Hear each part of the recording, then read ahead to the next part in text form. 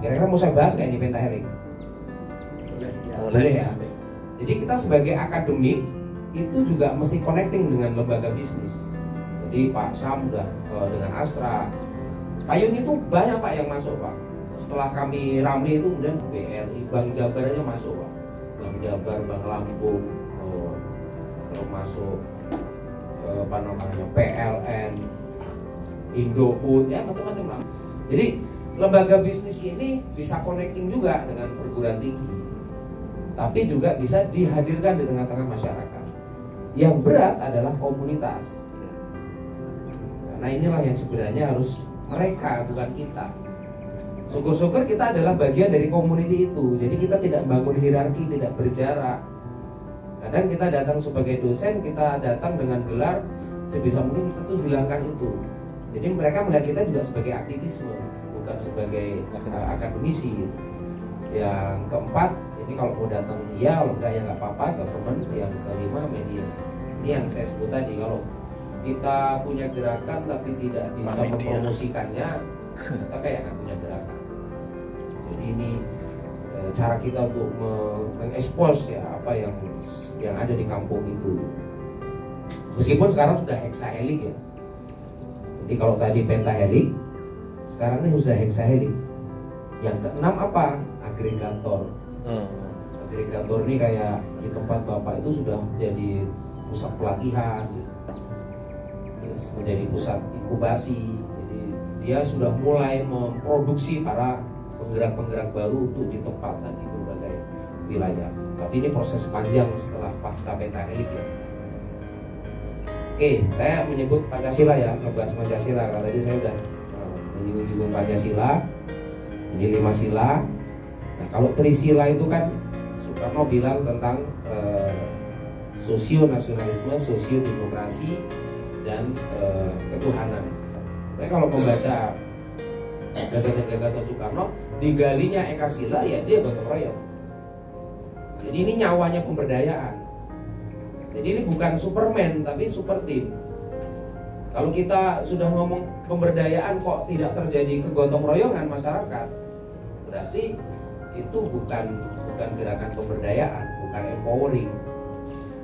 Apalagi kita malah kayak Sinterklas tadi ikut-ikutan. Kalau pemberdayaan kita ngasih input yang punya kita ilmu, bagaimana ilmu kita ini bisa menginspirasi dan menggerakkan orang-orang ini, bisa menggerakkan masyarakat. Nah, saya mencoba mendefinisikan pemberdayaan adalah gerakan gotong royong mendorong daya komunitas atau masyarakat agar tumbuh perilakunya, kebiasaannya, dan kebudayaannya. Di Payungi dulu tidak ada emak-emak tiap malam minggu nggak tidur bikin makanan. Hari ini terjadi perubahan, perilakunya berubah, kemudian jadi habit, kemudian jadi culture. Kalau sudah jadi culture, itu susah diubahnya.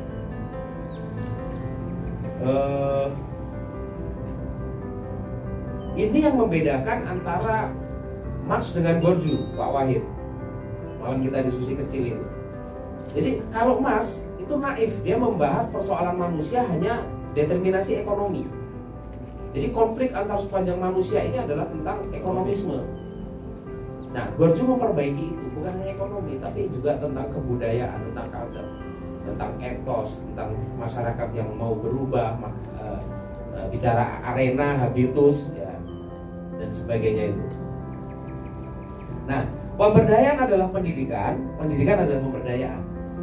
Ini yang kami yakini. Jadi kalau kemudian kita kok meninggalkan kampung itu kok mati, berarti kita tidak mewariskan pengetahuan. Seolah-olah kampung itu setelah kita tinggal dia akan berjalan sendiri. Nah, ini kan proses penanaman nilai.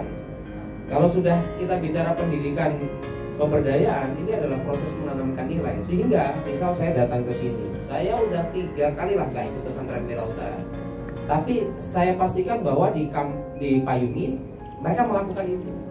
Jadi habis sisa ngumpul, baca Quran, sholawatan, Asmaul Husna, ada baca hadis, kemudian mengundang orang untuk memberikan tausiah. Terus membahas apa yang mau dilaporkan, laporan omset, Oh, laporan dana sosial, karena mereka kalau habis gelaran itu infak ke musola tadi yang dulu minjamkan uang, akhirnya 1 tahun balik.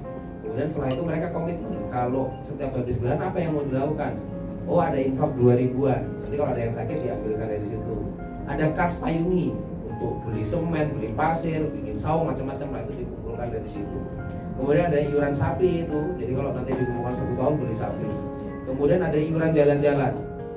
Jadi kalau mereka tahu mau jalan-jalan, jadi emak-emak ini, emak-emak Jambi ya, emak-emak zaman dien, kan nggak mungkin kita ajak kayak kuliah. Iya. Susah Pak. Tapi mereka kan masih punya kesempatan untuk menikmati, mengalami apa yang disebut dengan pendidikan pemberdayaan ini. Alhamdulillah. Mungkin saya nanya, adakah emak-emak di tempat bapak ibu lingkungan yang bisa desain Canva? Di Payungi rata-rata bisa desain Canva. Yes. Karena kita ajari mereka untuk desain Canva. Senang mereka. Mereka kalau Sabtu ya bisa nge-vlog, hello guys, jangan lupa datang ke Payungi setiap hari Minggu, dia pamerin jualan kita. Saya jualan mangut, saya jualan ini. Susah Pak? Susah betul ngajarin mama Jambi ini zaman dia.